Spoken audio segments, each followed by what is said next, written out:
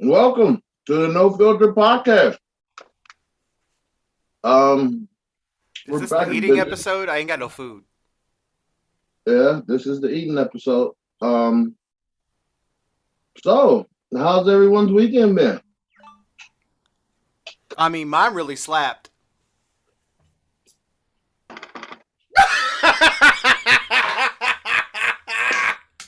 Oh,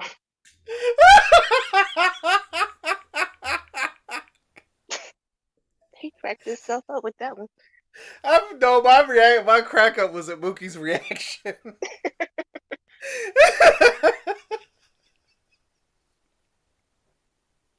Well, as um, as in keeping with tradition, we're gonna jump out the window and jump right into the current event. Obviously, Vinny is aware of the current event because he's cracking jokes. The memes, man, the memes are killing me today. Like that's the only thing I have to like seriously the memes are insane. I cannot believe somebody redid the Batman smacking Robin meme with Will Smith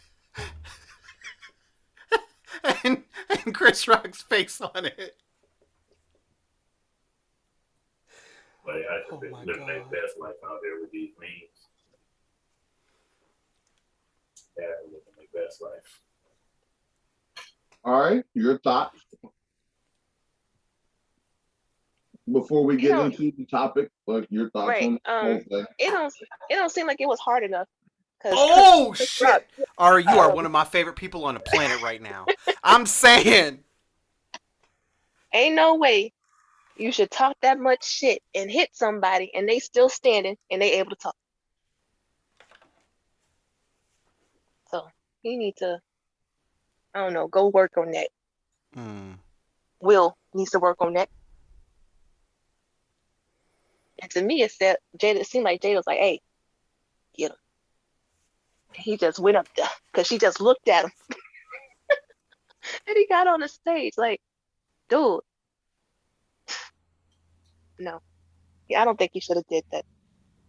Not like that. I think he should have hit him harder if he was really gonna do all that on the Oscars, a heavily televised event.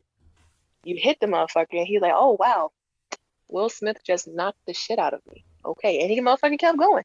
No, he should not have been able to keep going. Not at all. That was a bitch slap. see, that's exactly what I thought too. It was a bitch slap. He slapped him to let him know he was being a little bitch. But he slapped him like a bitch. You know what I'm saying? That Nah, that was soft. That was a fucking tap. not with that lean back. You got to remember that regardless of who these people are now, when they were younger, they were not these people. So like, they got little bit of hood background.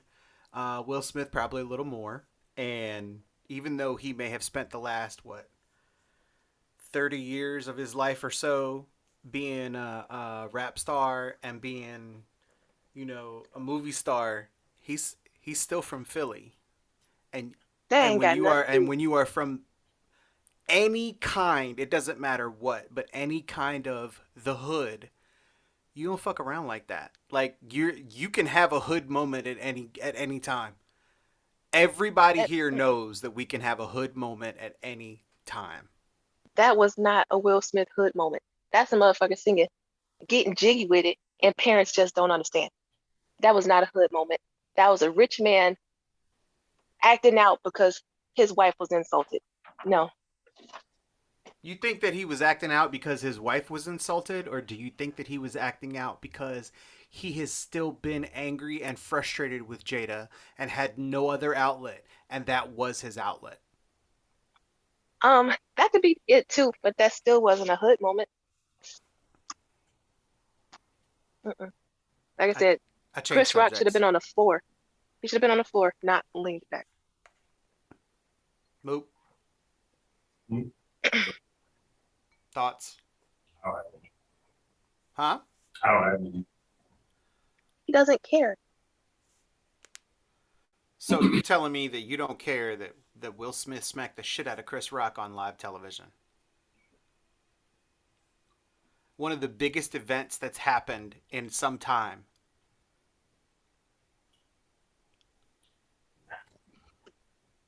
Well, fuck. All right. I guess we're moving on. D, you want to talk about today's topic?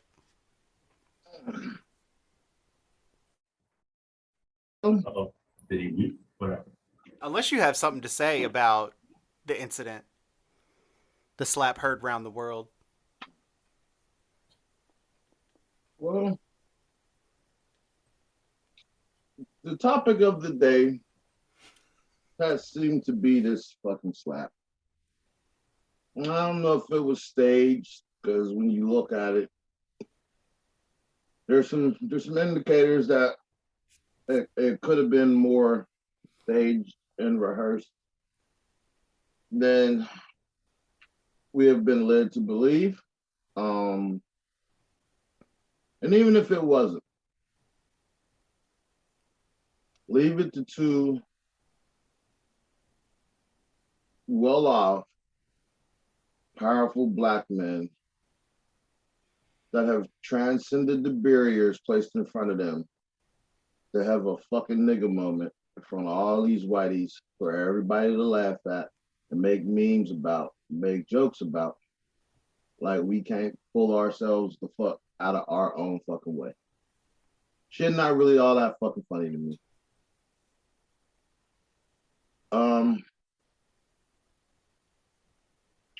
I feel the same way about this as I feel about Ratchet TV. Get all this money, have all this influence, and no matter what, when you get in front of folks, this is how you represent us. And I ain't saying that it didn't have to happen, because it did. You know, you're not going to be disrespecting my wife that way. And if for everybody to be cracking their jokes, like alopecia's a real thing. And if your old lady had alopecia, the shit not funny. Nobody would be okay. Like if somebody was cracking jokes about your mom was going to be on the next G.I. Jane because she had alopecia, we would all have a problem with that. I just think this shit is problematic all the way around, and everybody got jokes. But you gotta think, are they laughing with us or are they laughing at us? Based on the interactions and exchanges I've dealt with today, I don't feel like they're laughing with us. That's just me.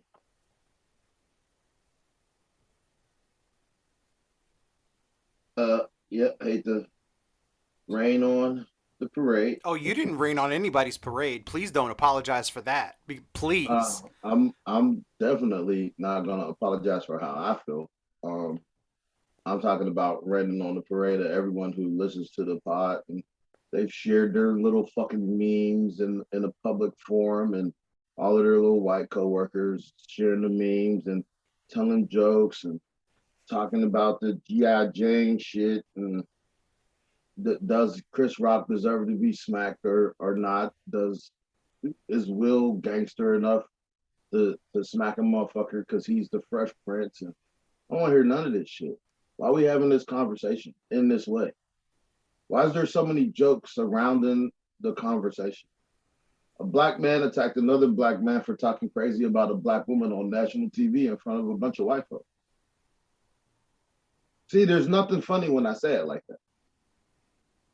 There's zero comedy involved when I say it. It's like, oh, wait, yeah, this is a problem. But whatever.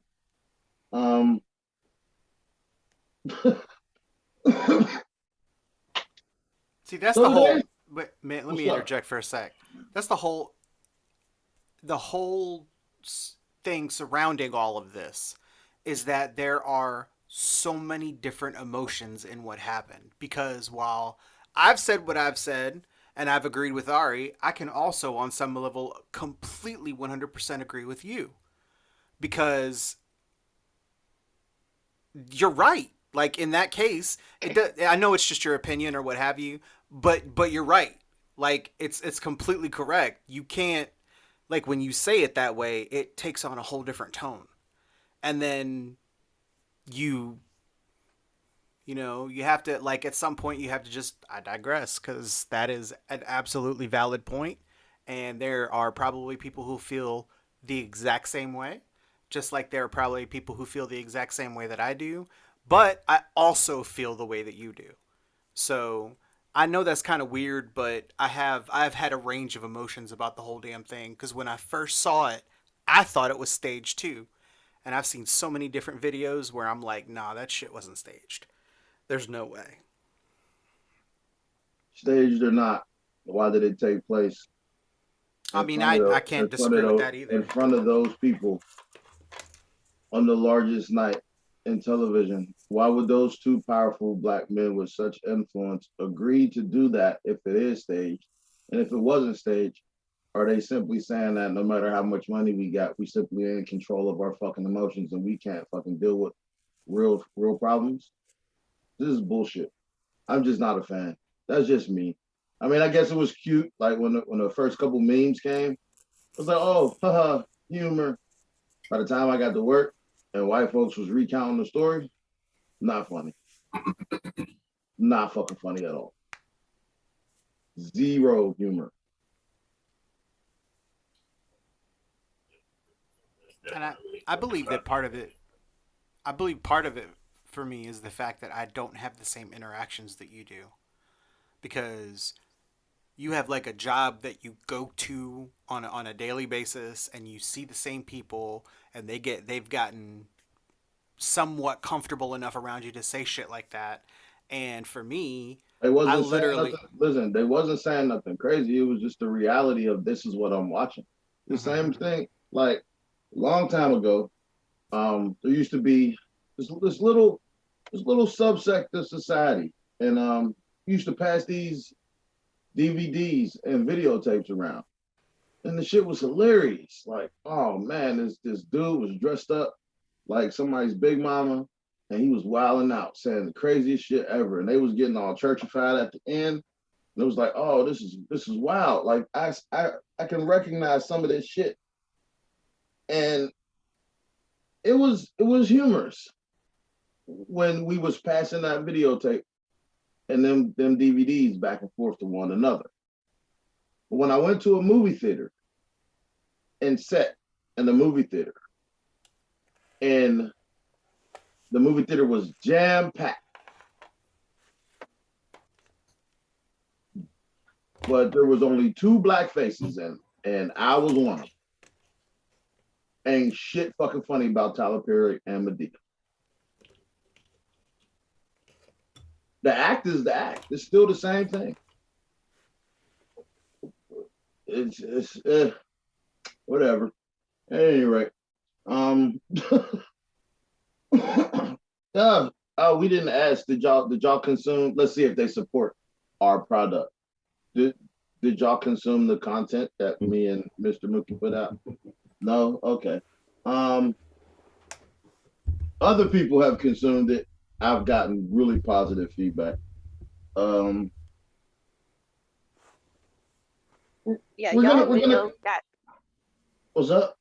y'all video got more views than the regular podcast. That's what it looked like to me.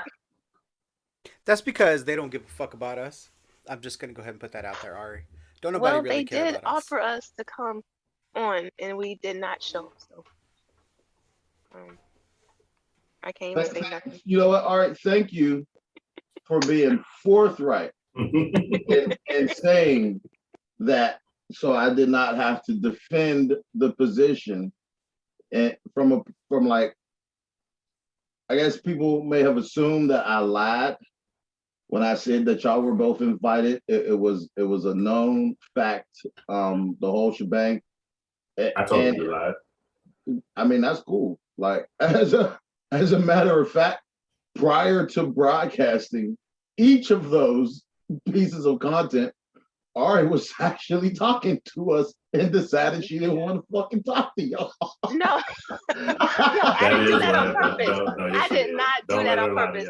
She came in, real. she said, You know fuck what? this topic and fuck us and hung up. I was like, oh No, God. not at all. Because I live around a whole bunch of trees and I have Metro by T-Mobile fucking phone service. So that the call dropping was legit. I didn't do that. I didn't do it.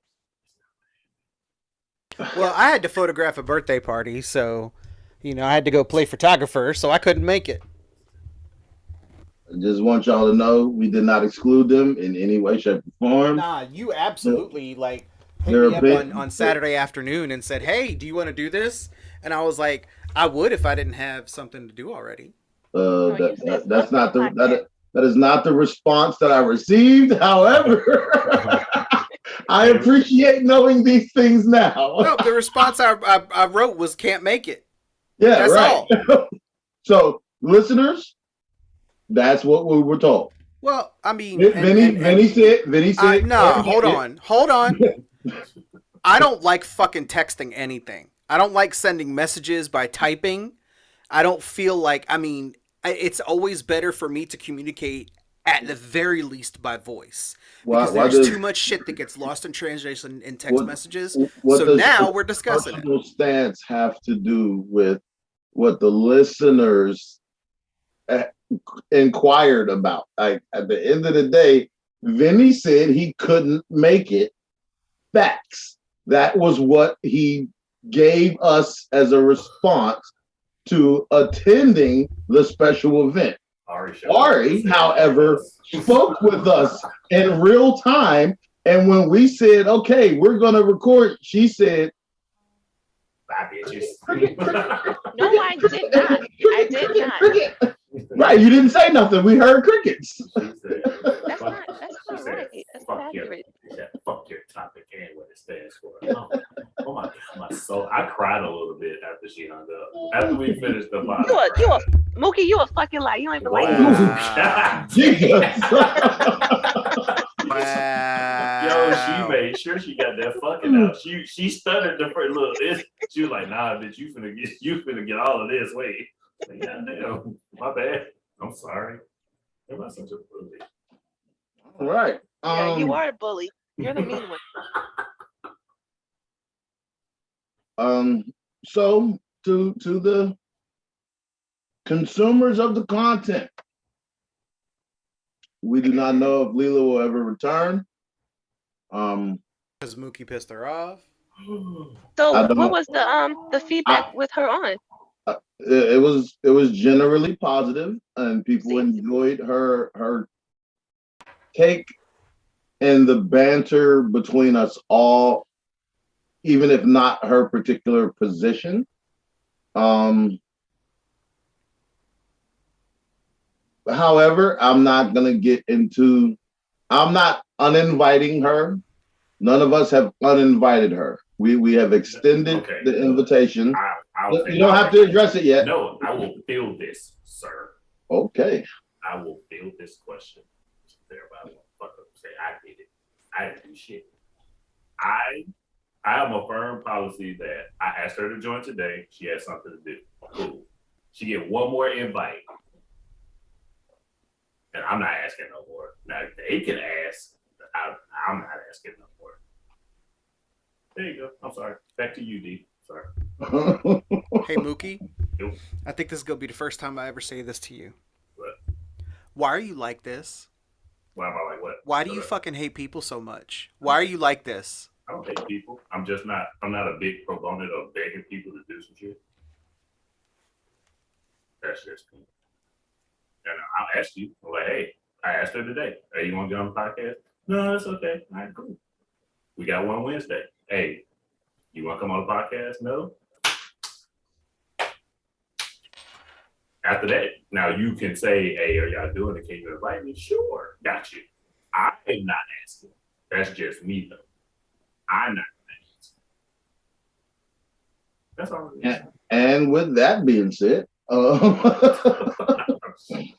not. So we don't have a multitude of topics. What we have here is a continuation of Mookie's prior topic, because there were some points that we never got around to. And I felt like these points should definitely be addressed in close enough proximity to the original podcast that held this information. So, serious consideration should be given to long-term committed relationships and children. The previous conversation got kind of interrupted, and then the topic wasn't addressed no more, but we were actively on the topic of, we're adults at this point. All of us are adults, and children usually come with the package, one way or the other. Either he has kids, she has kids, they both have kids. There's something to be said about how to move forward in regards to that. I feel like that part of the topic needs to absolutely be hashed out, and would love to hear everyone's well thought out opinions. I'm not even going to be extra with the extras like I usually am. And, like, it's an interesting thing. Like, it's a very interesting thing. And there are definitely unique perspectives involving this particular aspect of being in a committed relationship with someone. Whoever would like to go first, this is not about debunking one person or another person's belief, more about what considerations need to be thought about and what conversations should probably be had, and who should be understanding of what when it's time to have this dialogue. It's fair game for Vinny as he rests in a particular spot on the matter. Ari has stated some things about her personal life that if she chooses to continue to speak on, she will address it in that way, or at least include her experience with her perspective. I have a unique perspective, and Mookie is hateful. Why is that? I'm not knocking your hustle. Listen, I'm not knocking your hustle, because the uniqueness of my perspective is inclusive to certain aspects of both of our shared experience. Right. So he deserves to be hateful. So any bitch that has some back talk, I mean, this is one of those damned if you do, damned if you don't type things. Nobody can judge, because Mookie rests in a particular arena that I'm aware of. and while most people may not be aware of it, and it doesn't have to particularly be like, I don't owe you a in-depth full conversation just to sustain your curiosity with my trauma.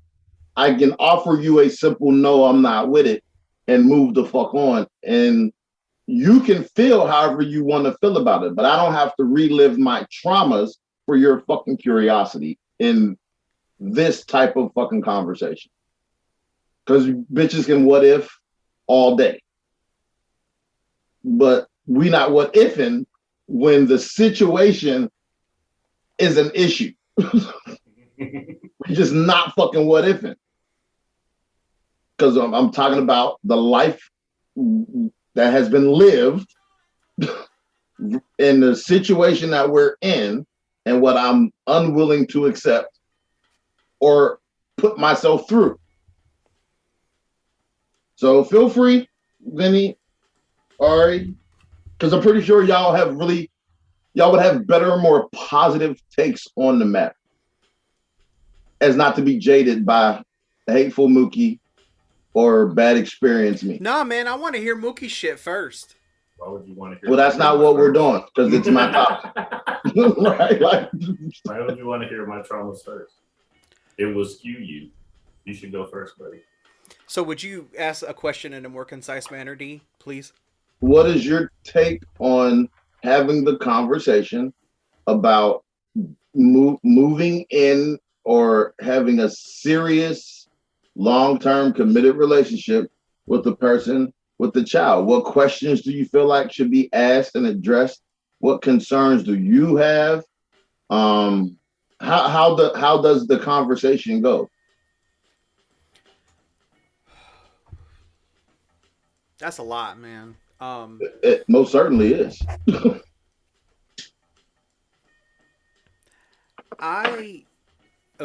Because I tend to gravitate more towards the Caucasian side of womendom. I get a lot of my kids are first, um, my kids this, my kids that, um, and and it's more than just my kids come first. It's more like doting moms. Black I women are like know that too. what Black women are like that too. I get that, but like I'm saying, it's different with white women. Like, I'm gonna put that out there. Black women dote on their kids. We put our kids first. But well, okay.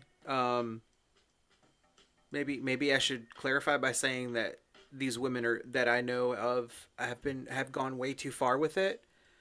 Like I once went on a date with a female who got a little tipsy and flat out told me you will never be as important to me as my kids. And I said I understand that. That's a fact. And she harped on it for half an hour. That's the problem I had. You want to say something like that, that's fine. But this chick got drunk and made me feel like less of a person because I will never live up to the importance that her kids have, which I already knew, but you ain't got to harp on it. You don't. It's just a fact. And I'm not trying to be an asshole. I'm not trying to like I get sick and tired of using the shopping apps and seeing that over and over and over again. Like, especially as a single man. So, to be honest with you, I have been sort of seeking out women that don't have children. Because while I love kids, and if I were to meet somebody young enough who wants to have a child with me, that's fine.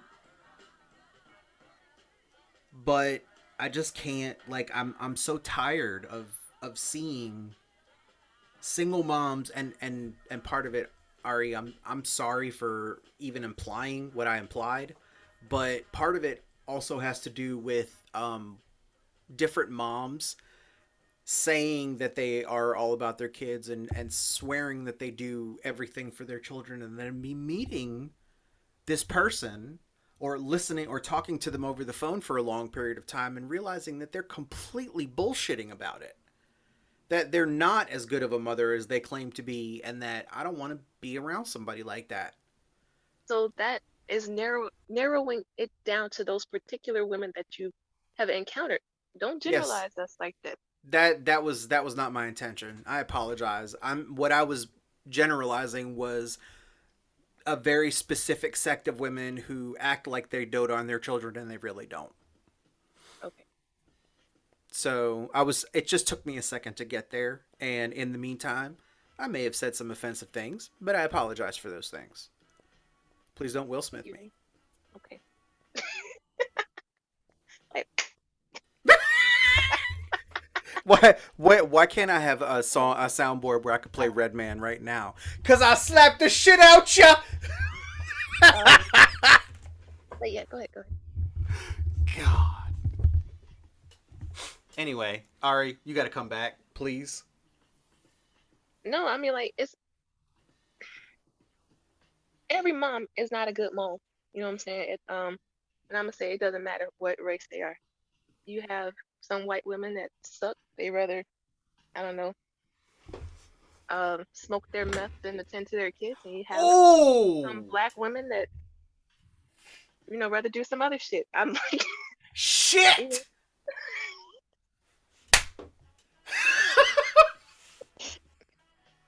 Wow!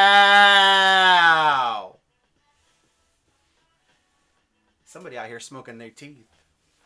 I don't know. Those are just examples. That's not speaking about anybody in particular, but we're talking about the worst, comparing the worst and the worst.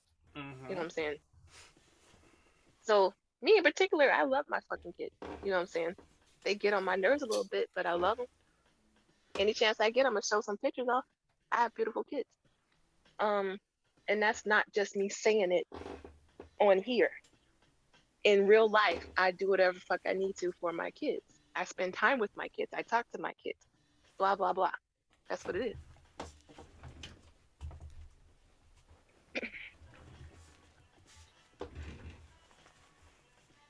I don't know. And I would think that single moms that put their kids so high, not just because they love them, but maybe that's like a defense mechanism because they're single. Maybe the person that they were with doesn't give their kids that attention that they need. So it's Oh, almost like, are you gonna love them as much as I do?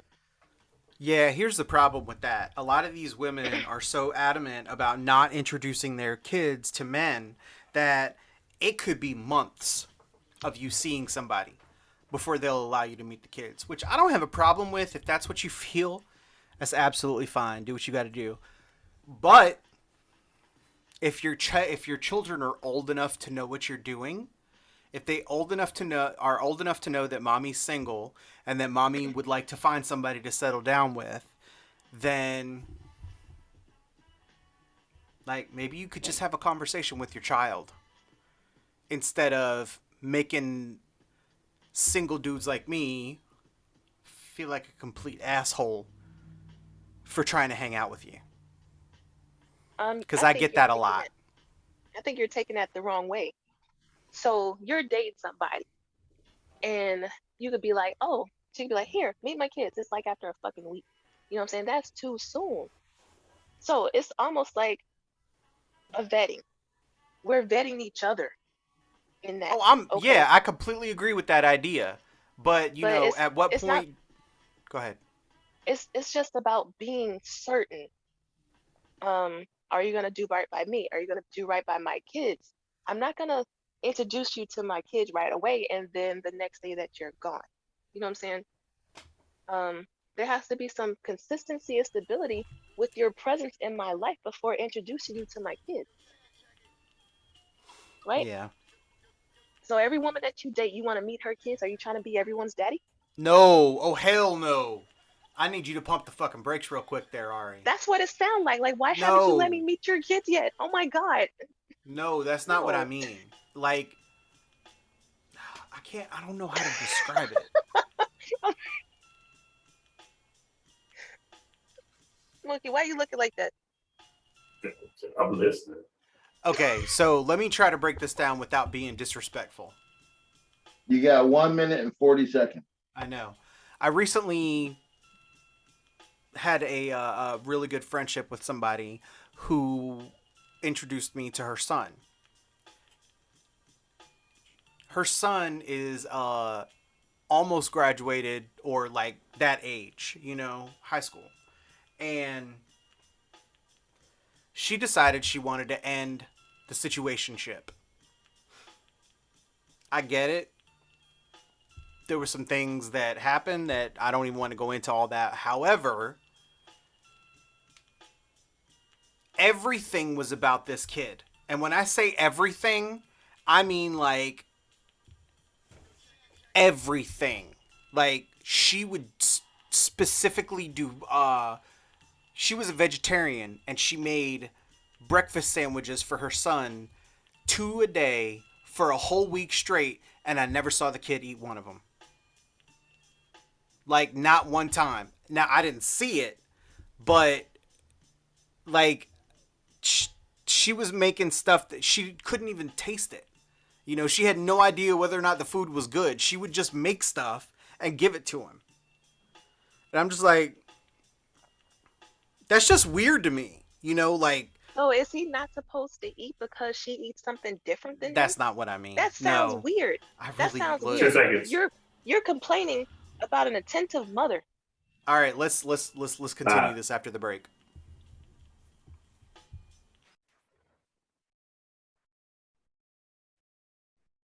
So I would say when a man is dating and looking for a woman and might want to have kids, might want to have kids with a woman who already has children. You will watch her to see whether or not she's a good mother. You're not gonna want to have a baby with a mother who ain't shit to her kids. So being attentive and caring and thinking about them and putting your kids before yourself, that's a good thing because you know she's gonna take care of them. See, and you're bringing up a good point because that's one of the things that I want to see. I want to see that before I make a decision about whether or not to be in a long-term relationship with you. However, you have to make sure that I'm okay before I'm in a long-term relationship with you. So, like, it's just this weird little gray area where Yeah, you can't, like, you have, like, everybody's trying to make sure that everybody else is okay, but nobody wants to, like, actually take the actions to see who's okay and who's not. Because I can't see how you interact with your kids if I don't meet your kids. However, you can't see whether or not I'm good at interacting with your kids or if I'm a good dude until I've already known you for so long that now I know you as not a mom.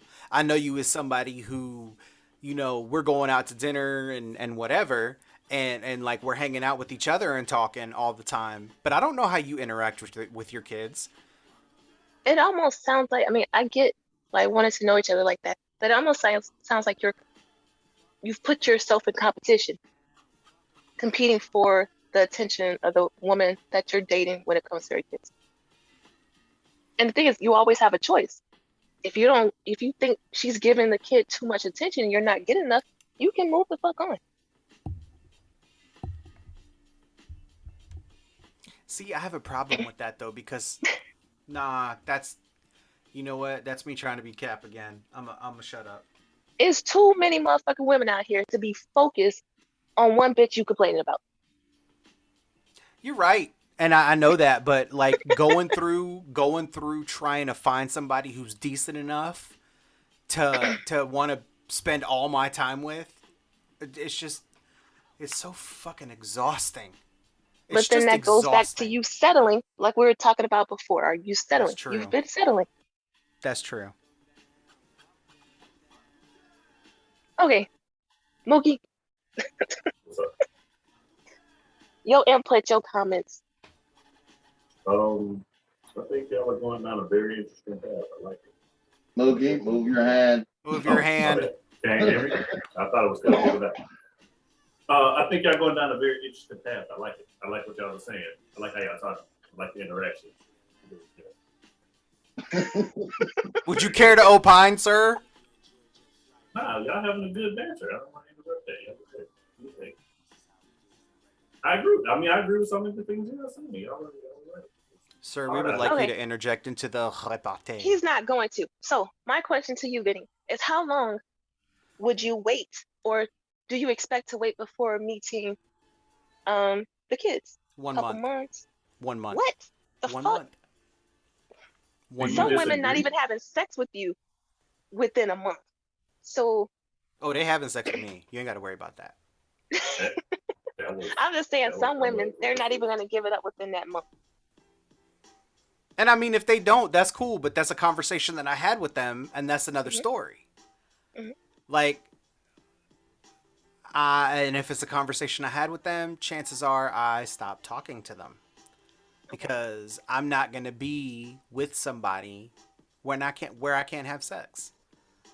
Why am I gonna do that to myself? If I'm into you and you turn me on and there's like an attraction there, why am I going to spend all of this time around you just to go home and have to take care of myself? I'm not doing it. It's not happening. Ugh, that don't even sound right. I know it doesn't. It doesn't sound right, does it? Shit. I got a question.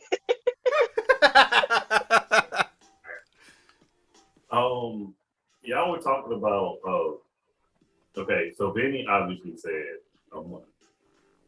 Well, all right, what you think? Like, cause you seemed very offended by that 1 month thing. I'm just curious.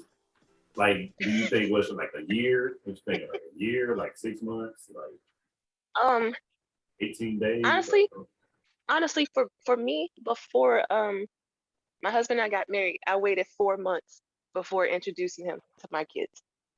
but you did tell him you had kids, all right? Yeah, of course.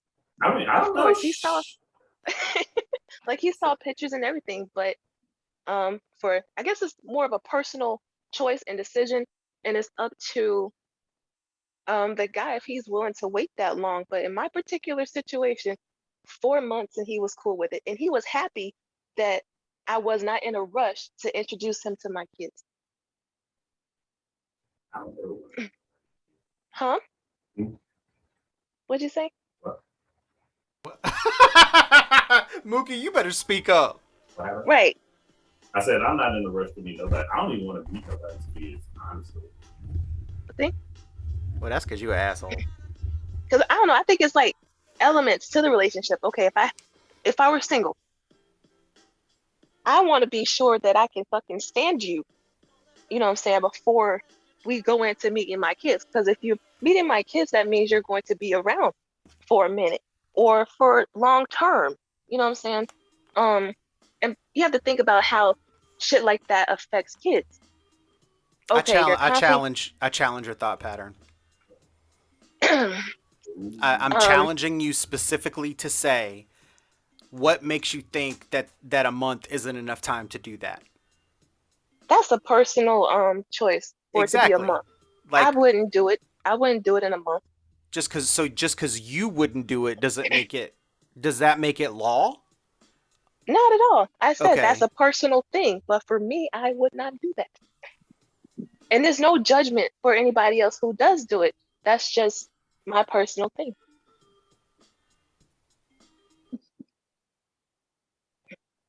You judging the shit out of them. Huh? I said you judging Why? the shit out of them. Not at all. Not at all, because everybody's relationship is different.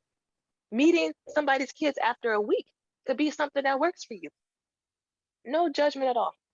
Everybody's different. Everybody moves at their own pace.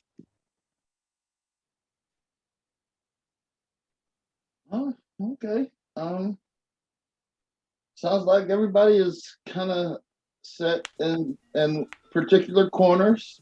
I guess Come in blow and fuck it all up. Come on, man. I'm gonna blow up the ring. Let's go. I don't want to go to one corner or the other. Because Let's go. the conversation is a conversation that's being had across the board for most people, not just on the pod. And it's a one-way conversation. It's always about the woman having kids and the trying to feel out the guy to determine when is the best time to introduce the kids to the guy. And what about guys? Like if we have kids already, we might not necessarily want to meet your fucking kids. And that's just the truth of the matter. Because you don't know what type of trauma is associated with whatever he's been through and what he had to deal with and what he had to go through in regards to his kids. So where you may feel like, oh, it's time. And if you don't want to be around my kids and love my kids and all this other shit, sometimes motherfuckers just ain't trying to hear that. I just rightfully don't give a fuck. I don't want to spend time with you and your kid because I got my own fucking kids that I don't get to see due to whatever the fuck reason. And I ain't got time to be trying to play daddy to yours and feeling horrible on the back end because I'm not seeing man. And the entire conversations that everyone has when it comes to relationships seems to be the dialogue that was being exchanged here. No consideration given to the men. Zero. Why is that the case? Why do we think that's the case? I'm We're asking only talking. everybody. We're only talking from our perspectives. No, no, no, no, no, no, You, no, no. Listen, what I asked was what conversations should be had prior to saying you want to be in a long-term committed relationship with somebody with kids on both sides. I was really specific, and y'all chose to go down the road y'all went down. But at the end of the day, like, yeah, you are focused on your individual. That's why you are using anecdotal evidence. Like that's the reason y'all both used anecdotal evidence. But that's not really what the question was. I'm saying, so you meet a bunch of people in this world, and you don't know what the circumstances is, and that's why I said I don't feel like I owe no broad, no fucking explanation if I don't want to be around her fucking kid. That's just the truth of the matter. Like that. That's not my opinion. Because if you had children and you didn't get to see them when you wanted to, you wouldn't be trying to go play fucking stepmommy to no niggas' kids. And my question is why women don't understand that. Number one, women have a tendency, and men for some part, like to talk about like kids and relationships like they exist in the same space. They don't exist in the same space at all, whatsoever. And I don't care how the relationship works. Your kids and your significant other don't occupy the same fucking space. They don't occupy the same space in your mind. They don't occupy the same space in your heart, and they don't occupy the same space in your time. And if you're talking about having a long-term committed relationship with somebody, okay, you got kids and your kid 10 years old, you got another 8 years to go. If you're talking about having a long-term committed relationship, so the 8 years you have to spend with your kid is about to take precedence over the next 40 years of your life? Is that the decision that people are making? Because that's literally what the conversation was just about. That's not a perspective issue. That's an understanding issue. We're adults and we're having conversations talking about everything from our individual perspective and not dealing with what's actually on the table. Because these are all conversations that should be had. I need to know someone's mentality in regards to the situation. Yeah, okay, Shorty, you got kids. That's dope.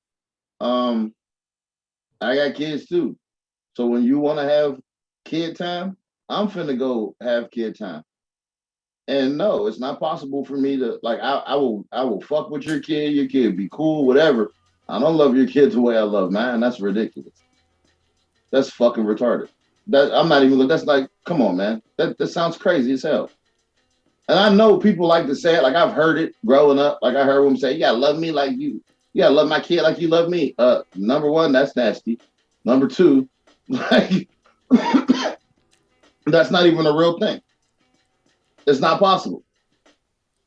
Like it's simply not possible. And I understand why people want it to be possible. Like in an ideal world, you would think, all things considered, if he ain't got kids, you want him to do something specific. Like that's fine. And that's not to say, the dude should be rude to your kids or disrespect your children or any of these things. But this idea that I love your kids the same way I love mine is utterly ridiculous. That's like saying you love the kids your kids go to school with the same way you love your child. Hell no. When you go up to that school to handle a problem with the teacher, you don't give a fuck about them other bastards in them classrooms. Like, that's weird as hell. Like, and you may see them all the time. They neighborhood kids. They play with your kid, come over, spend the night. You know the parents, the whole shebang. But when some shit pop off and you go to that school about your child, you're going about your child. You don't give a fuck about other people's kids at that school. So why is that understanding not understood in the part of our lives we spend the most time in, our homes? I'm just curious. I feel like it's a fair. As I said, I feel like it's a fair question.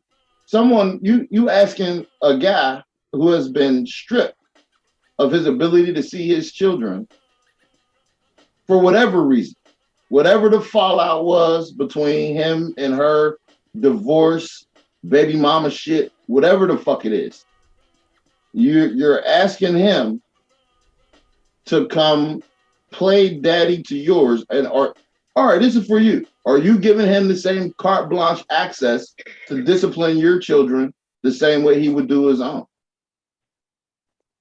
No whoopings. That's not what I asked you. I'm not, listen. That's disciplining. No. I'm not finna split hairs. That's not what I'm doing. Because what happens is we can and that's why. So y'all seen the topic. That's why should you move in or move on? That's why that was the next topic. So we've established that we are going to be something. I have a good working relationship with your child. And you're saying, okay, it's time to shit or get off the pot. I'm sad it's time to shit or get off the pot. And we talking about moving in together. You want me to be the provider. And I understand you think you're taking care of your children by yourself, but that's just not the case. Like, we know that to not be true. Like, you're going to require things of your significant other when y'all live together. That, fuck, meals, electricity, water, space. Because me and you can live comfortably in a 2-bedroom, and the only reason we need 2 bedrooms is because when you get on my nerves, I need to go some fucking where else. Like, facts. But if you come with children, I have to get a bigger house now. How does that work? When is these conversations, when do they need to be held? Before. Everything's happened before any moves are made, any commitments are made. That should all be discussed to determine if you're gonna move in, if you're going to be committed. But we've already established that I have a good rapport with your child. Like, everything is gravy. But now you're saying I'm getting on up there, and I need to be married. I need a ring.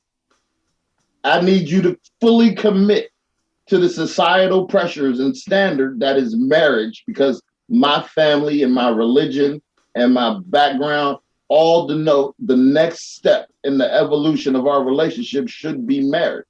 Now, at this point, y'all were successfully dating and having a good time. You've been together for 3 or 4 years, and you pushed a button on we need to grow up. But what are you asking when you're asking that? Vinny, you feel free to chime in. I'm just curious.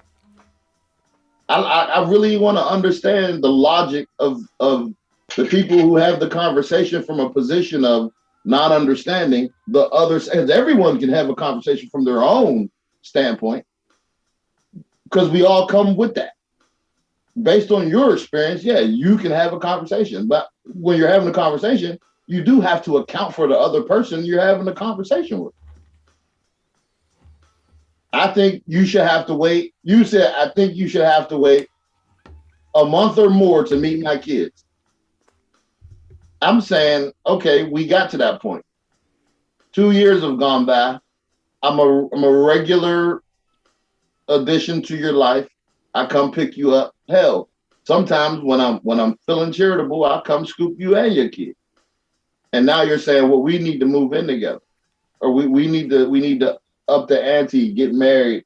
Okay, this is a whole nother conversation. This is a whole different conversation.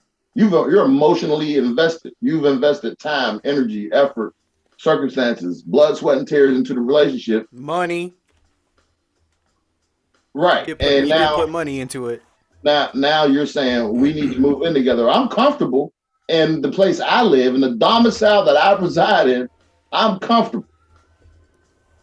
But you like, well, why are we doing this two household thing? And I'm like, are you for real?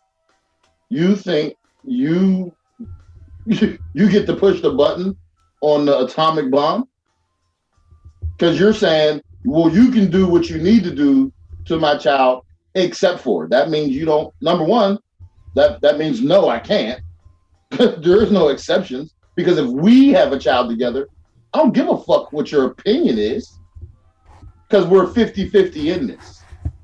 But in your conversation, you're saying y'all fucking 51-49 and you got the fucking power vote. How does that work? In reality. I'm just curious. It doesn't work. So that's the problem. It doesn't. It never will. It never can. And therein lies the issue. Right. Like I get, you know, the concept of having the dialogue, but I don't think anyone truly understands what's happening here. Like you're asking one person or the other person to give up their lifestyle to become a mainstay in your lifestyle, but you have stipulations. I didn't put no stipulations on you. Like the fuck. You said it's time to get married. It's time to grow up. It's time for the next step in the evolution of one another.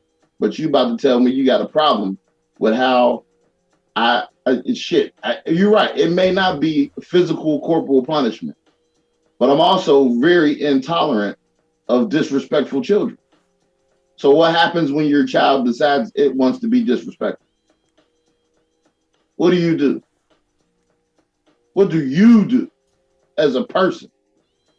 How do you combat that? I'm asking because I don't need you to look. If you're not into corporal punishment and beating your kid, don't beat your kid. But what do you do to make sure I get my fucking respect for the house I put you in? You can't. For the bills I pay. You can't. No, something like that. It has to be handled. It has to be addressed. How do you handle it is my question. You can't. There's no way.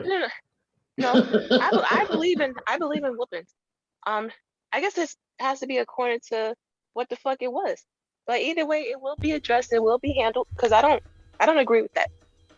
With letting the kid disrespect the whoever the fuck you're with. That's not right. So your stance is you can whoop your kid because whoopings are not off the table. You want me to be an equal co-parenter, but whoopings are off the table. Yep. Okay. And I did not. So and the thing is, no, you just go ahead. My bad. Go ahead. If another man whoops your child, you're gonna have a fucking fit. You know what I'm saying? Because then that would be disrespectful to the other parent because you didn't tell them or you didn't have them involved. You're not gonna let a non-blood parent whoop your kid. But what happened to this distinction that you gotta love my kids like you love your own? What are you saying? I didn't say that. I'm saying like this is what women are literally saying. Oh, how does that work? How do I love your child? Like if my child reaches up to touch the stove and I pop my child's hand, we can argue you may not like that I did that because it's our child. Your child reaches up to touch the same stove. I pop his hand, now me and you arguing and you acting an ass. I don't pop their hand, they burn themselves. Now we arguing because I ain't take care of your child. What the fuck is this? There's nothing you can do. How does that work? It doesn't. It does not work. It doesn't. It cannot. It never will. Because it's a double-edged sword. It doesn't matter what. You're damned if you do and you're damned if you don't. That's pretty much in any given situation, in any scenario, on both sides of the fence. It's fucked up situation. You can't do shit. You're gonna lose all respect. You ain't gonna have no respect for them kids because every time the other person has to fucking handle the situation, not you. So automatically you already lost. Those kids will never respect the other person because the custodial parent has to be the one to do the discipline. So you lose already, automatically off top. If I'm with somebody and their kid come in here fucking knocking shit over, fucking jumping on my bed, jumping on my sofa, and I tell them to stop, and they say, "Fuck you, you ain't my daddy." I'm gonna tell your mom. And that is the only thing you can say. And right there is where you lose all power. All power is gone from your house. You're no longer the king of your house in that fucking moment. Because I'm the type of motherfucker, I'll smack the fuck out of you and I'll pack my shit and leave. That's just me though. But that you can't win. You can't win. Because like even and it's not a knock on what Ari said. It's true. Because the flip side of that, I don't think I want nobody whooping on my kid, but I'd be damned if you not. It's a weird dynamic. You can't win. There's no winning. There's none whatsoever. Okay, so viewers of the pod, don't mistake my conversation for my position. I need everyone to understand. Yeah, like my conversation is, I feel like the dialogue and the exchange needs to occur so there can be some understanding and some resolution. And I feel like that resolution comes in the woman who is bringing children into it, has a full understanding of what she is stripping that man of and what she is asking of that man. Because on one hand, women are quick to say, we need to go to the next step of the relationship. But they're never accounting for what that step entails. It's a fantasy. It is a fucking fantasy in your mind that you should think a guy meets you and you already come with a child and he should feed, clothe, house, and provide protection and education and entertainment for that child, but you're going to handcuff his ability to get the necessary respect for him to feel okay with doing those things. It is a logical fallacy. I understand the conversation and I understand why women believe what they believe, and y'all, everyone's well within their rights. Cause you're right. Like, no, don't put your hands on my child because I fucking put you out back and put some rose bushes on top of you. I get it. Like I'm not disagreeing. I'm just saying that the conversation is never had and there's never any true understanding of what's being asked. Everyone thinks because this is commonly a reasonable thing, and it's fucking not. I would say, I don't know where it comes from, but I think it's a generational thing. The difference of understanding between today's women and, our parents.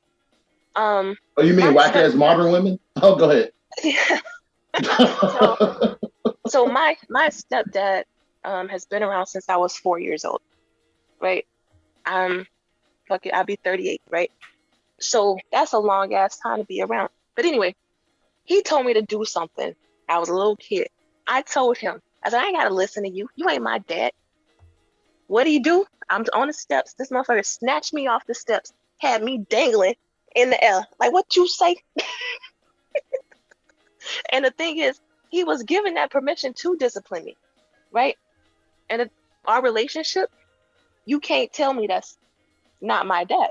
You can't tell him that's not my daughter. So modern women are toxic and they're handcuffing men's ability to be what the fuck that y'all are asking us to be. What it is. And that's what it boils down to. Women now have way more options than women did back in the day. So they don't have to put up with the shit that my grandma had to put up with back in the fucking day. These modern women will get the fuck up and be like, I don't need you or this raggedy ass house. This is a $350,000 house. I'll slap shit out you. Don't you ever disrespect me. Okay, Cookie. Hateful. Sorry. Relax, sorry. My bad. Thank you for writing it in because I felt Yeah, fucking relax. It was fit to shoot out of there. Yeah, bro, you was about to go down the rabbit hole. You're not going down the But, rabbit hole. but my thing is this: like, yo, women nowadays, and I said it in the last podcast, like it's real shit. Modern women want traditional men without themselves being fucking traditional. It is what it, and I stand by that to this day. Like it's not, it's real shit. Like they're to a fact to where they're so damn disrespectful. Like don't worry about oh, never mind. You know what? You know what? Listen. So this is how I'm gonna pose it. Right? There's a such thing as modern women, and there's a such thing as traditional women. However, men haven't moved off the square. We've consistently been who we've been throughout. If we are given the things that traditional women gave said men, we will behave in the same manner because we have reason to. However, we have now realized that these women are in constant competition, and I don't want to compete. I have no vested interest in competing with you. So if you 26, 27, multiple kids, you got your own job, you got your own house, good, bitch, keep it. That's what's up. I'm come through, drop you off some dick, and I'm go about my business. Because at the end of the day, if you asking me to allow the relationship to progress, you're ultimately simply handcuffing my ability to be what you're asking me to be. You're asking me to be something that you are saying I'm not allowed to be. And that doesn't work. It's impossible to work. Like it complete bullshit. In no way does it work at all. And yes, we're not even talking about the dynamic of if the dad is still in the fucking relationship and they're doing the co-parent thing, how does that work? Because now you discipline, it ain't got to be a whooping. You might yell at the little motherfucker and he don't call my dad. Now you got to beat some motherfucking daddy's ass on the front steps of the house because he think he gonna come by here, slide through and talk tough. Come to your house. Right. Like what? If you so big bad and tough, why you don't got this little motherfucker? Like you take this little motherfucker, you put food in his mouth, you put the clothes on his back, and you put a roof over his head, and I'll keep your bitch who I'm clearly doing better with than you were, or your ass would be together. How about that shit? You don't want to do that, so shut the fuck up and get the fuck off my porch and take this little bastard with you. I'm sorry. Anyway. We went down the railroad that time. Right. I mean, I've never, the motherfuckers don't come at me like that because I don't really deal with it. Like, I'm just like, no, like that's a weird, strange ass thing. I'm just like, my whole thing is I think women need to be honest with themselves and have the deep introspective conversation with themselves, not with the men. We know what you're asking. We know it's an impossible ask. You're literally saying, I want you to be able to hit home runs, but I want you to stay in the dugout.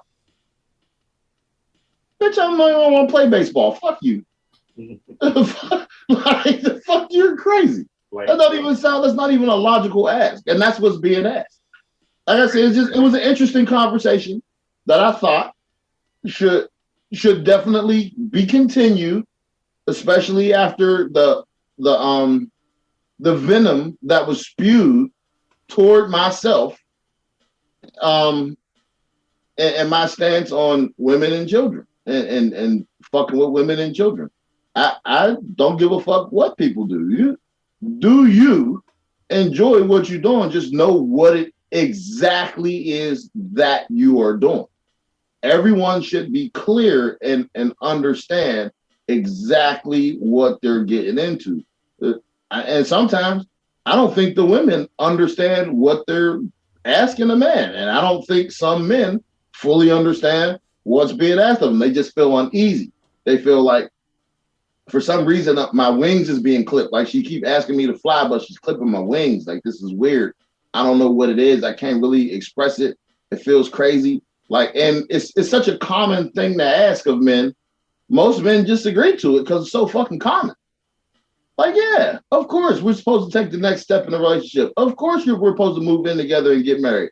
Of course, I know I've met you later in life and you have kids already. So yeah, let's do this. Maybe not. maybe the next step in the progression of the relationship is where the relationship is already at. Maybe that is the final step, because the next step you're asking for, you're not even willing to take yourself. Not you, Ari. Listener bitches, pay attention. Like I'm dead ass. Like, you know, and if you find a dude who's willing to agree with those terms, you should be super fucking thankful and on your hands and knees and not praying to God, but sucking his dick. Period. You know, God sent me a good motherfucker. No, he's a good motherfucker. And when you down on your knees, don't thank God, thank him. Because he is agreeing to some shit that he does not readily have to agree to. Because he could be who he is, be Mr. Single, and sling dick to whoever the fuck he want to. He's choosing you. And you giving this motherfucker a hard time. Ungrateful. Right. You want to give him a hard time and talk all types of shit. Talk about what he don't do. Like, well, fuck, leave me the fuck alone. So I'm sitting there and I'm playing Madden and ignoring you and that little motherfucker. Don't be mad at me. I'm mad. He's allowed to talk to you the way he talked to you, and I can't fucking fix it.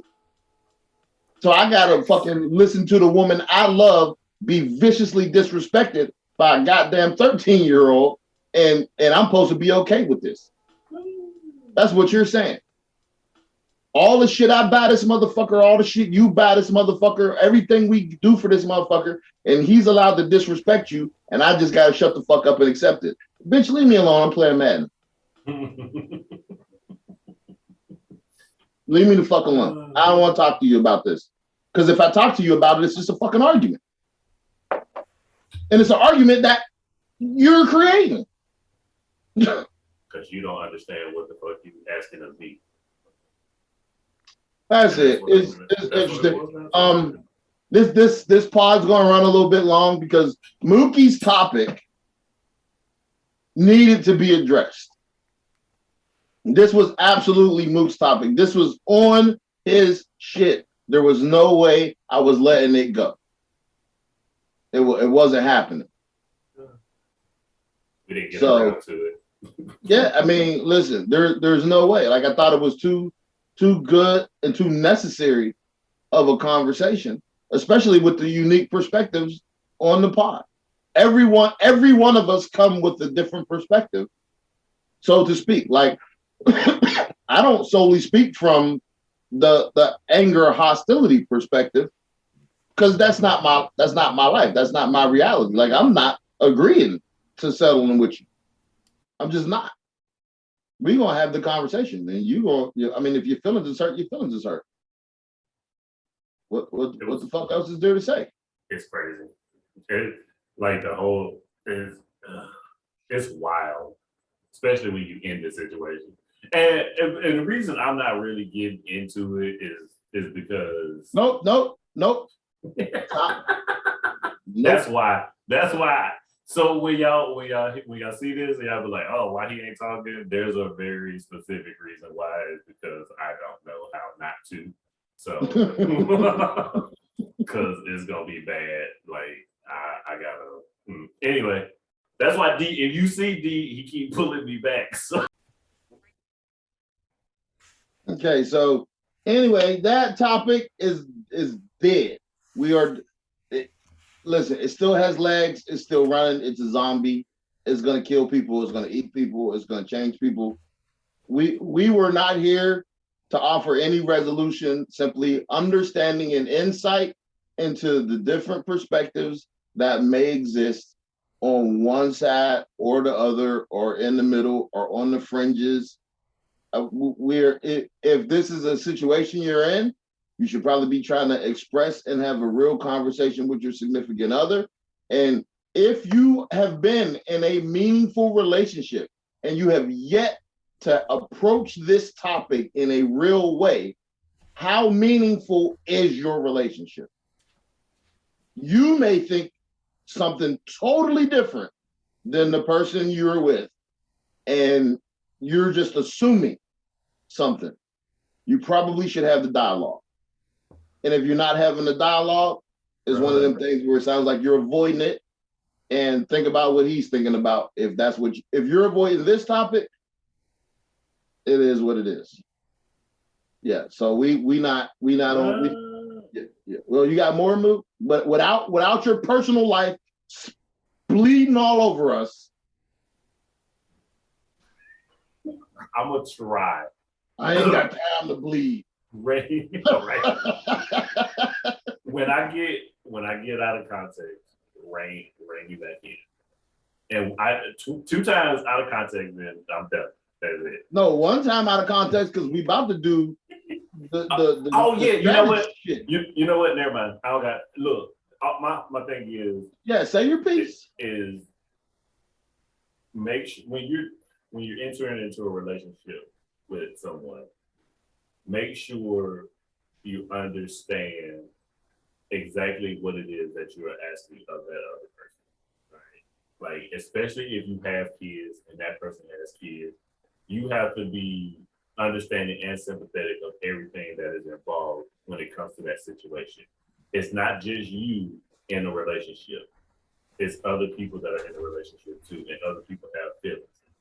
Okay, that's my spiel. I think I did good. I didn't get all into it, but I want to get to the other topic. That's what I want to do. Right. So listen, and once again, just to close the topic out in a real way, you motherfuckers, men and women, need to be having the conversation. Y'all need to exchange the dialogue behind this particular thing with the individual person you are talking to, because there's so many nuances involved. As long as you fully understand what you're asking the other person to do and how you're handcuffing them, and exactly what does that mean to the relationship moving forward. Because you may just want to stay in the euphoric state of bliss you are in and not try to progress, because that progress is going to create new issues that you are probably ill prepared to fucking deal with. Because there are certain problems that exist in relationships. You're like, okay, cool, bet, but they become exasperated when you join the units, and you may want to just avoid that for the time being. I think you used the wrong word there. No, I didn't. Okay. So, at the end of the day, my topic, we're gonna make it short. I mean, it could have been short regardless. Does everyone in the room partake in the wonderful game strategy that is chess? Yeah. That's one person. I have in the past. That's another person. Play. I heard something. Yes. I seen the highlight thing happen, but I didn't hear nothing. I'm just gonna assume she said yes. Okay. Yeah, I play. Okay. So I have this theory how chess strategy, like no one can teach you how to play chess, right? Like no one can teach you how to live. But chess, like people talk commonly like, oh, y'all motherfuckers out here playing checkers. I'm playing chess. But I don't think they really understand the strategy and how it overlaps with life and reality. I don't think they understand. You know how the pieces move. You know what the pieces can do. But do you know what pieces you can actually finish the game with? Like there are some pieces that can remain on the board at the end of the game that you simply cannot finish the game with. This is not my opinion. This is a statement of fact. There are a combination of said pieces. And the most powerful piece on the chessboard is always an interesting piece. And people's strategy regarding that piece is always super interesting.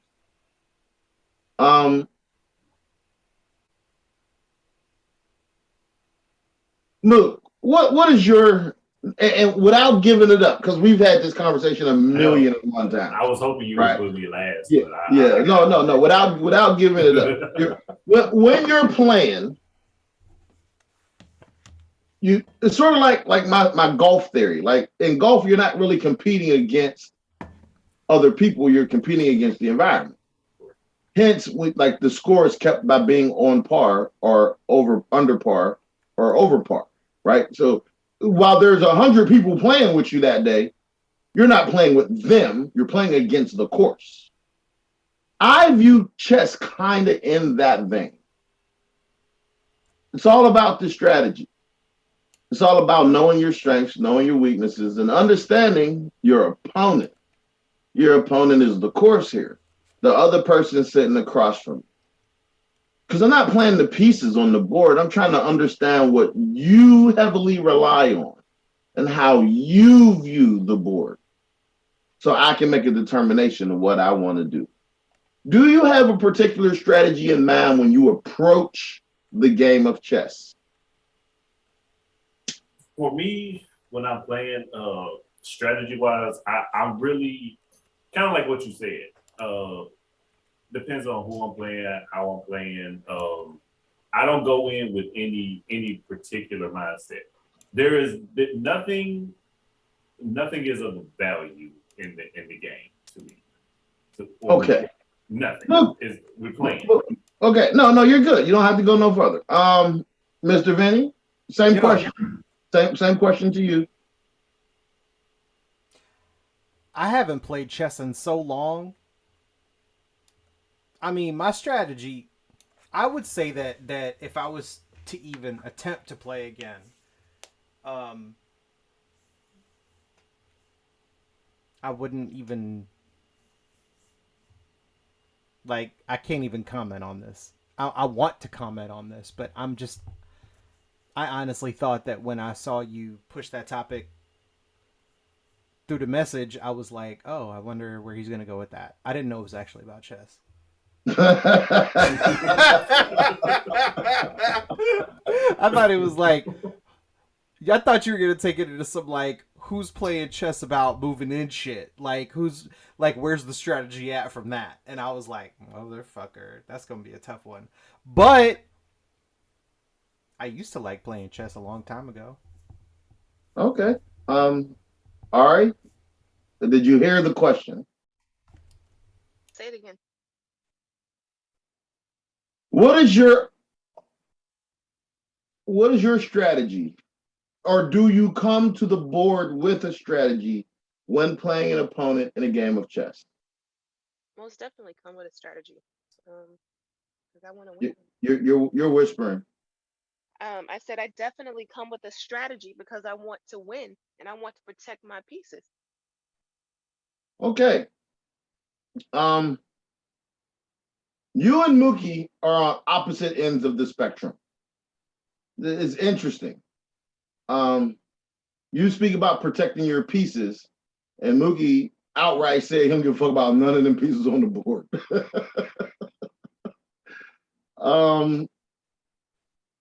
I am a fan of neither and both.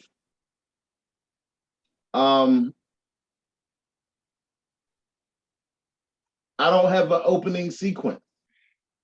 I do, however, know the Queen's Gambit. And I move out to do it and you don't defend, you are going to get hit with it. That's how that works.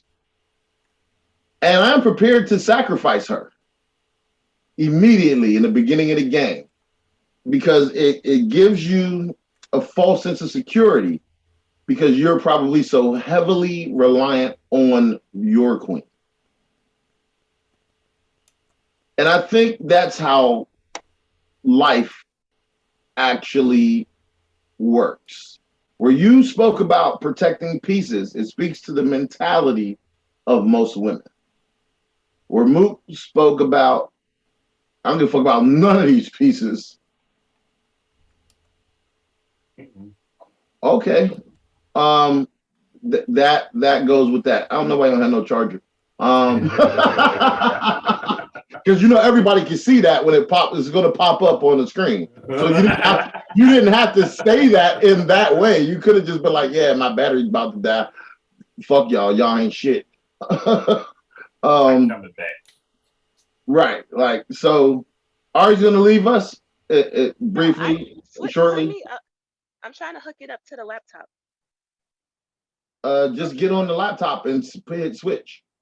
I'm slow. I don't even know how to do that. Cause I'm on it. I don't know. Well, once you open up the app, you'll see that you're live in the app. I mean, not the app. The app or fucking the internet, the browser version, whatever. Yeah. You'll figure it out. And if you don't just shoot us a text and we'll send you another invite back. Wait, just send me one anyway. But we can't because you're in the room with us. I'm leaving now. Okay, then bye now. Oh, shit. Yeah. So, Vinny, I'm not excluding you, but you said you don't really think about it in that way. No, I didn't think about it in that way because I represent the percentage of the populace that overthinks fucking everything in this situation. And here's why. Instead of just thinking that the damn message was about chess, I literally thought, where is this complicated ass motherfucker gonna go with this? Nothing complicated. No, you're a complicated person, and if you claim anything otherwise, I'm calling you a damn liar. Well, I'm not complicated. I'm a really simple man. I'm a really direct man, and it's as simple as listening with your listening ears and not listening to respond, and then people will understand. I make no bones about it. I don't say anything slick or manipulative. None of those things. I say exactly what I mean all of the time. Now, if someone's level of understanding is not up to par, then in that moment, they should simply inform me that it's not. And I will hit them with some layman shit. But it's not my fault. Like, so no, I'm not a hard man to understand it. I'm not complicated. None of those things. I'm a really simple man.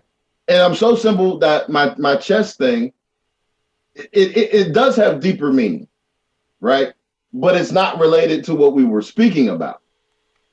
Because everyone talks about how they're moving through the world and they're playing chess, not checkers. And they're assuming everyone else is beneath them because most people believe the game of checkers to be beneath the game of chess. I'm not going to say I agree or disagree. I want to say there's strategy involved in chess. Strategies that most people do not understand. Like women, shit, I posted a meme that says protect, and it has the queen of a chessboard. And you should protect your queen when you can. But that's not always the case because while the queen is the most powerful piece on the chessboard, she is not the most important. The king the king is the most important. It is the only piece on the board that once captured and does not have the ability to move ends the game. When the game is conceded, one lays the king down, not the queen. And that's the truth of the matter. So when people are talking, I don't think they fully understand what's being said. Women, men, just people in general. So to draw the necessary comparison, what happens when the lowly pawn that marched to the other side of the board gets all the way to the other side of the board, Vinny? Motherfucker become a queen. Facts. Like, My bad. I'm sorry. no, you're good. No, because I honestly I didn't know. I haven't. You don't understand how long it's been since I played chess. Well, so like we like to refer to our women as queens. It's a common thing. And yes, the queen can indiscriminately move through the board and move in different directions and capture pieces in different directions and threaten from a long distance. But also that lowly pawn that was double stacked and nobody was paying attention to all the way on the other side of the board. When that pawn gets to the other side of the board, it becomes a queen. So the queen should always know she can be replaced. Whoa. Okay. All right there, buddy. All righty then. All right. Facts. Straight Okay. facts. All right then. Straight facts. None of the other pieces that get to the other side of the board mean anything. They go over there and they perform their role as they were designed. They can threaten from a distance. They can threaten up close. They can threaten in different patterns. But when you get that pawn to the other side of the board, that pawn becomes a queen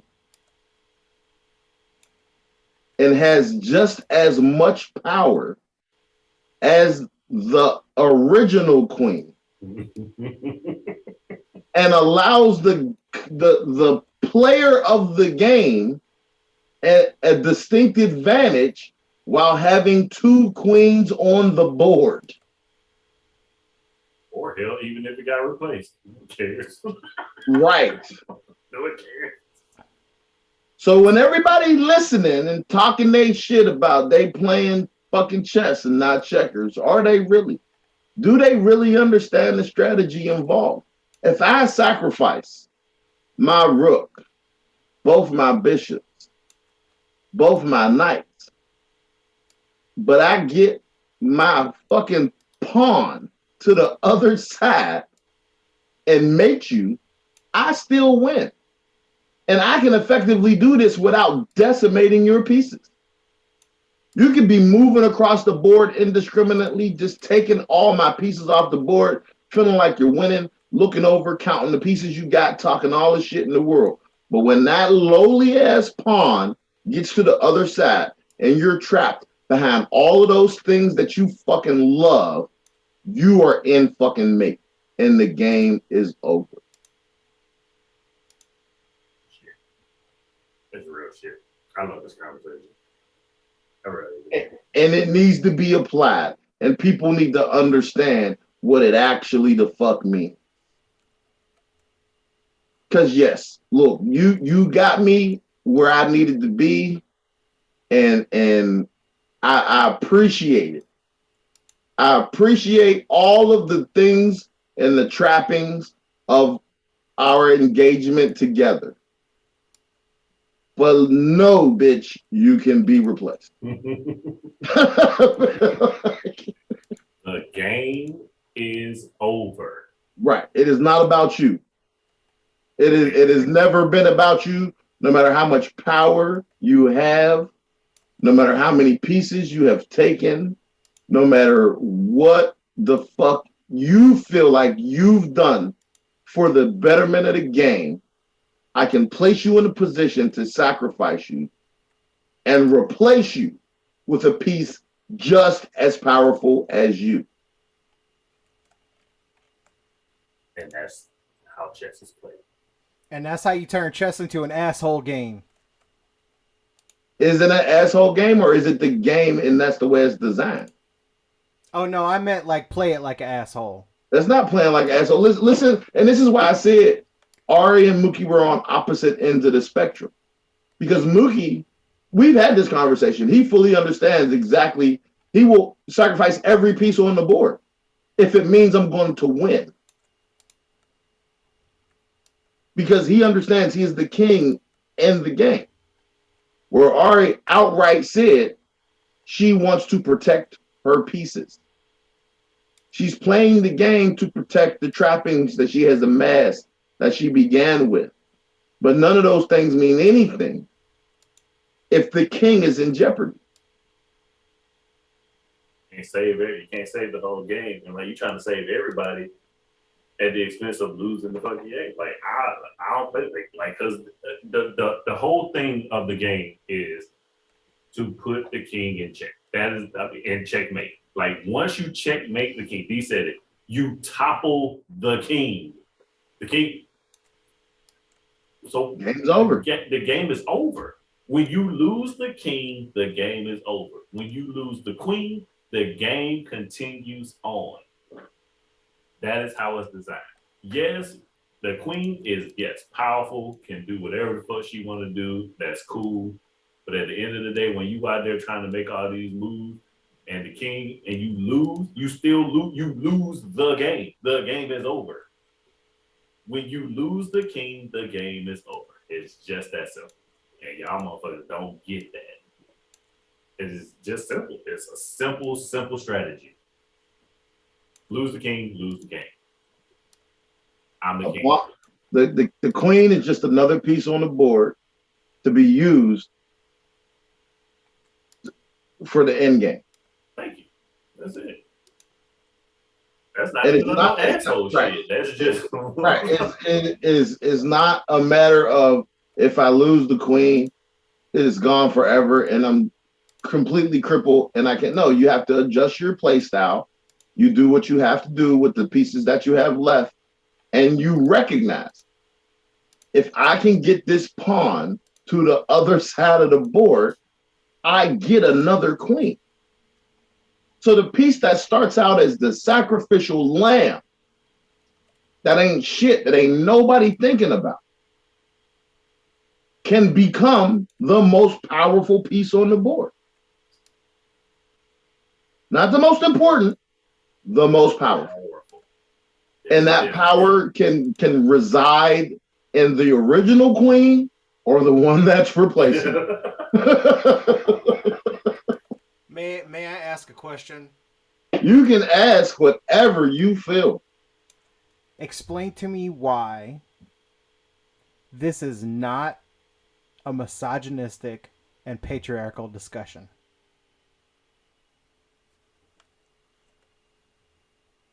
Okay. I got time.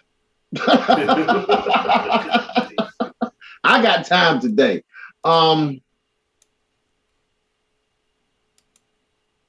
I don't give a fuck who made the board we play on. I have learned to navigate the game to be successful at. The conversation about the patriarchy and who established the rules and who laid out the infrastructure is inconsequential to the ability to navigate what's in front of you. Because no matter what you do, you are not changing the rules. I'm not saying it's not misogynistic and patriarchal. What I'm saying is this is the rules of the game laid before us. And you can talk about wanting to change the rules as much as you'd like. You are simply taken off the board or you lose.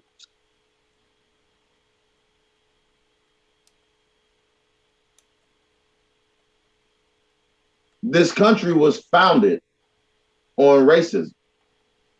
I'm listed as 3/5 of a human being in the primary document that creates the law of the land. Do you think I'm out here arguing that they change that document? Have you ever once heard me say anything about changing that document? Vinny, I'm asking. I mean, no, but that There's doesn't no change. but. Listen, there's no but. That's why I'm asking. I'm asking really direct questions.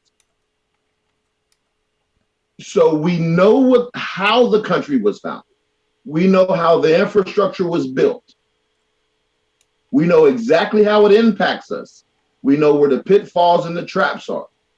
So should I waste my time and require the power elite to change the infrastructure of the board we are playing on, or should I learn how to navigate the game we're playing? That's not my question. My question is, I no, said it no, is no, no. Hold the patriarchal. hell on. It Hold is the hell on. patriarchal and misogynistic. Who gives a fuck? What's going to change? Or is there going to be a society that women build where there is equality and equity? Are we going to get there? God, I hope so. That's not what I asked you, though. It could happen. In what world? In the world where men stop being fucking idiots and realize that women are just as smart as we are. And some of them are even smarter. But they're not as strong. It doesn't matter. Muscles and strength don't mean everything. They are actually just as strong as us when it comes to emotion. Like, you have to have an emotional quotient to deal with this situation. You're arguing a point that isn't being made. No, I'm arguing a point that doesn't fit your narrative. I have no narrative, sir. I said I navigate the game the way it has been played. Are you prepared to lose the game because you want to argue about the rules? No, my problem is that the rules were fucking wrong in the first place. Okay, so you didn't make the game. You didn't make the board. You didn't outline how the pieces get to move, but you are here playing the game. Are you going to argue against the people who already, the game is established? It's not changing. You're not getting up from the board and walking away. That's not a real thing. The game is here, period. End statement. There's no way the world is going to reverse itself. Right now, right this very second, even if the roles were flipped, it would still require the chronological progression of time to get to the same point to have your conversation. That's not reality. And I exist firmly in reality. I do not exist in the ideal world. I exist in the real world. I don't make any bones about that.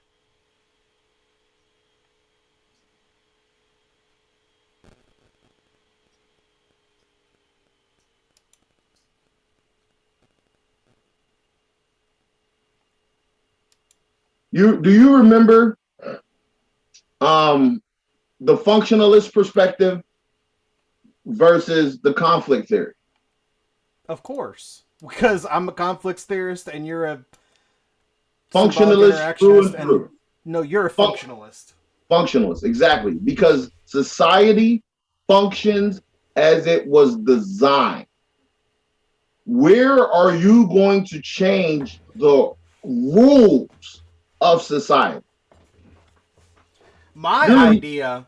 We're not talking about your idea. Stop. You're talking about ideal. We are in the real world.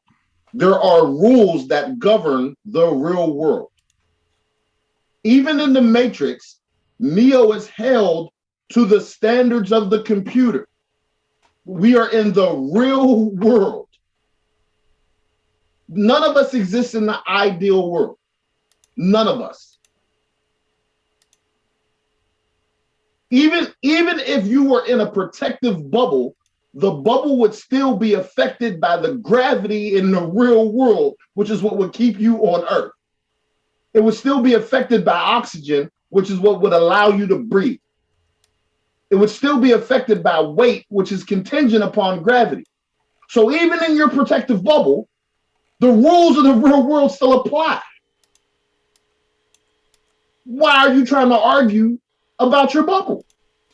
I wasn't arguing about my bubble. What I was arguing is that the shit that you were saying was misogynistic and patriarchal. I didn't like it. I spoke up. I said my piece. I'm good.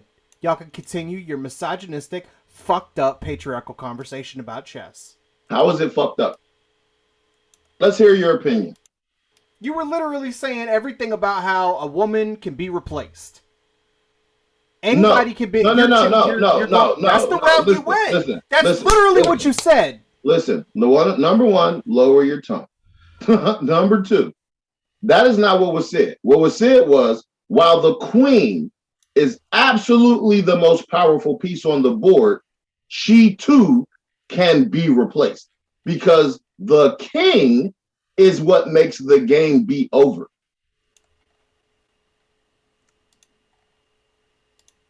That is what was said. Are you telling me that you were not relating the queen to women in general? Whatever your queen is, if your queen is money and you lose all of your money and you are so reliant on your money to make decisions and protect you, if you don't have the ability to replace said money, you will fall victim to the game.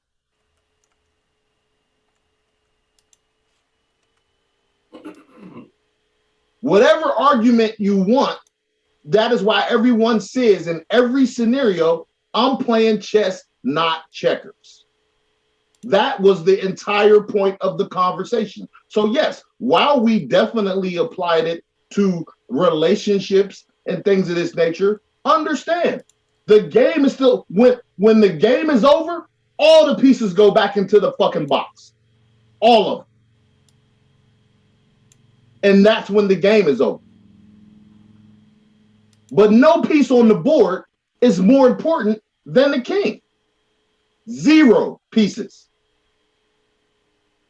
No matter how powerful they are, no matter what they think they are, no matter how much you rely on that piece, no matter how much you think that piece is not important, they are all equally replaceable. And the queen is, hands down, the most powerful piece on the chessboard. That's indisputable. Indisputable. However, it too can be replaced. Misogyny if you want. These are the rules that govern the world we live in.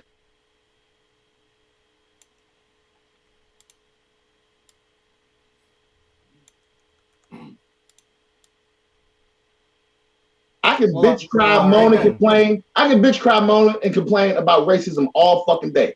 I can tell you how unfucking fair it is that I was born in the area that I was born in with the disadvantages that I had and the shit that I've had to deal with in my lifetime. However, I'm not. I deal with the fucking game.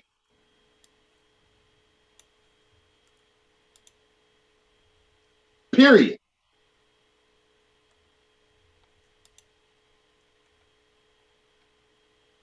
That's the truth.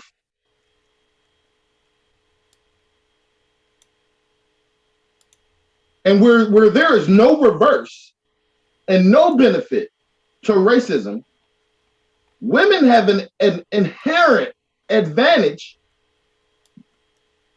in certain aspects. The double standard benefits them. And they utilize that. And they rely on it. And they make them think they allow that to make them feel like they are more powerful and irreplaceable. And that's not the case. Everything is replaceable except for time. Everything.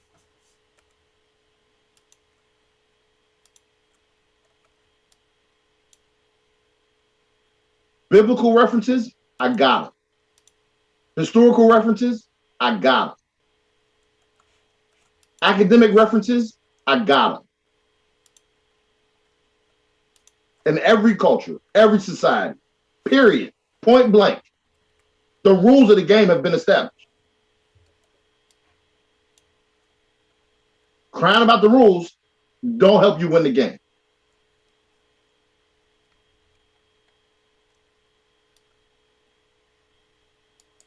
Did you know in the game of Monopoly, you have to purchase the properties you land on the first time around the board? If you choose not to purchase the property is then put up for auction. That is the actual rules of fucking Monopoly. So if you go sit down and play Monopoly, and then someone tells you this is the official rule book, you saying, well, the way we play the game over here is we put money in the community. Tell nobody give a fuck. That's not the goddamn rules. You sat at the table, you're here. You were born into this. You're playing the game. End statement. Every time your turn comes around, you shake the dice, you roll, but you're saying, I'm gonna move my piece around the board, but I'm gonna complain about the rules I'm playing about. That's fucking crazy. Play the game. Learn how to play the game or fail miserably at it and blame no one but yourself. That's how life works.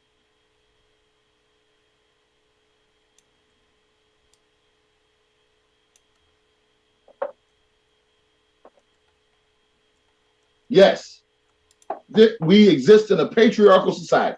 Absolutely. It has been established. It will never be reversed, ever.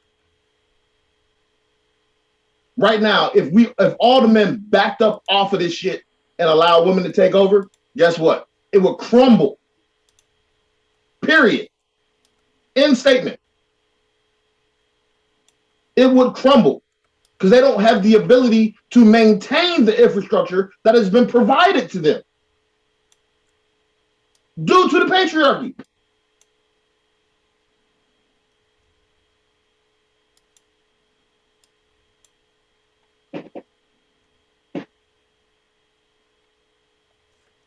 Mookie? You all right, bro? I'm straight. I didn't ask you what your sexual orientation was. I'm good. We got a minute 28. Mook, take us out. All right. This has been shit. Anybody got any last thoughts before we get out of here? No, Vinny's clicking, so we know he's not talking about nothing. All right. This has been the No Filter Podcast. All right. Make sure you follow us on all social media platforms: Facebook, Instagram, TikTok, YouTube.